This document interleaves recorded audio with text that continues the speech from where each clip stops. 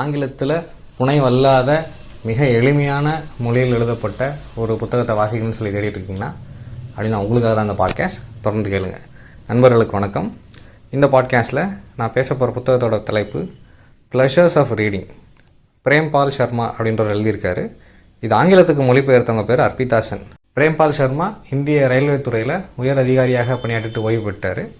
அவர் ஹிந்தியில் 2002 ஆரம்பித்து 2009 வரைக்கும் பல்வேறு நாளிதழ்களில் மேகசின்களில் எழுதின கட்டுரைகளோட ஆங்கில மொழிபெயர்ப்பு தான் இந்த புத்தகம். இந்த புத்தகம் பெரும்பாலும் கல்வி, வாசிப்பு, சயின்டிஃபிக் டெம்பர், மொழி அரசியல், கல்வி தனியார் மயமாக்கம் போன்ற பிரச்சனைகளை அவர் எல்லா கட்டுரைகளையும் பெரும்பாலும் அவரோட கட்டுரையோட அடிநாதம் இந்திய மக்கள் அதிகமாக வாசிக்கணும், சயின்டிஃபிக் டெம்பரை டெவலப் பண்ணிக்கணும், தனியார் கல்வி பக்கம் போகக்கூடாது, இந்த மாதிரி விஷயங்களை தான் அவர் திரும்ப திரும்ப வலியுறுத்துறாரு. இந்த புத்தகத்தை படிச்சுட்டு இருக்கும்போதே நான் இணையத்தில் ஒரு கட்டுரை படித்தேன். இந்த வயர் அப்படின்ற இணைய இதழில் சுச்சதா தலால் அப்படின்றவங்க எழுதின கட்டுரை. சுச்சதா தலால் யார் அப்படின்னா 1992 ஹர்ஷத் மேத்தாவோட பங்குச்சந்தை ஊழலை வெளிச்சத்துக்கு கொண்டு வந்தவங்க. சுச்சதா தலால் வயரில் எழுதின கட்டுரையில் என்ன சொல்கிறாங்க அப்படின்னா, இந்தியாவில் மொத்தமாகவே எஜுகேஷன் இன்றைக்கி அடிபட்டு கிடக்கு. அது 2026 வந்த கட்டுரை. அதில் குறிப்பாக ஒரு விஷயம் சொல்கிறாங்க. உத்தரப்பிரதேஷ், மத்திய பிரதேசில் கடந்த 10 வருடங்களில் மிக அதிகமான ஆரம்ப பள்ளிக்கூடங்கள் மூடப்பட்டிருக்குன்னு சொல்கிறாங்க. கிட்டத்தட்ட 85,000 அப்படின்ற அளவில் அவங்க சொல்கிறாங்க. 2 மாநிலங்களில் மட்டும் அத்தனை ஆரம்ப பள்ளிக்கூடங்கள் மூடப்பட்டிருக்குன்னு சொல்கிறாங்க.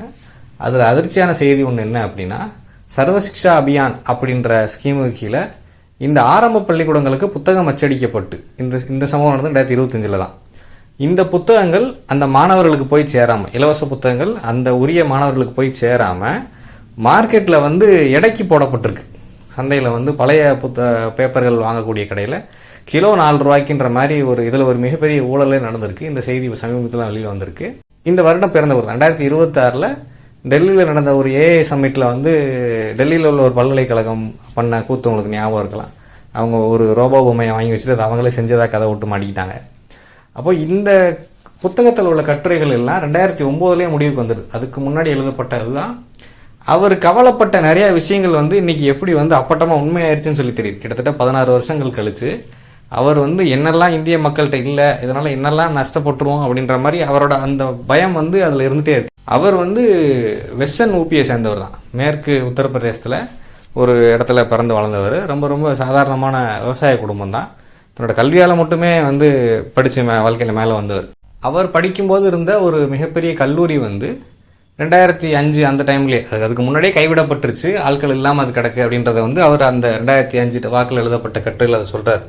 எப்படி அங்கே உள்ள மாணவர்கள் பெரும்பாலும் டெல்லியை சார்ந்தே இருக்க வேண்டியது, டெல்லியில் போயே படிக்க வேண்டியிருக்கு, அங்கங்கே உள்ள ரீஜனல் காலேஜஸ் எப்படி செயல்படாமல் போயிடுச்சு, அதை எப்படி மக்களுக்கு பயன்படுத்த தெரியல அப்படின்ற வருத்தத்தை பதிவு செய்கிறாரு. அப்புறம் அந்த மக்களோட மனநிலை, கவர்மெண்ட் ஸ்கூல்ஸுன்றதை மக்கள் எப்படி புறக்கணிச்சிடுறாங்க, அந்த ஒரு பியர் ப்ரெஷர் காரணமாக, ஆங்கில மோகம் காரணமாக அவங்க எப்படி தனியார் பள்ளிக்கூடங்களில் கொண்டு போய் மிக அதிக பணம் கட்டி படிக்க வைக்கிறாங்க. ஹிந்தியை தாய்மொழியாக கொண்ட மாணவர்கள் எப்படி இதனாலே திணறாங்கன்னு சொல்கிறார். இதை தொடர்ந்து அவர் திரும்ப திரும்ப இதே பேசிகிட்டே வரும்போது இவர் அந்த ஹிந்தியை தேசிய மொழியை அறிவிக்கணும் அப்படின்ற ஒரு நிலைப்பாடு உள்ள, அரசியல் நிலைப்பாடு உள்ள ஒருத்தரோன்ற மாதிரி நினைக்க வைக்கும். பட் ஆனால் அவர் என்ன சொல்கிறாருன்னா, ஒவ்வொருத்தரும் அந்தந்த ரீஜியனில் உள்ளவங்க அந்தந்த தாய்மொழிகளில் அவங்க ஆரம்ப கல்வி, பிரதானமான கல்வியவே அவங்க அதில் தான் படிக்கணும்னு சொல்கிறார்.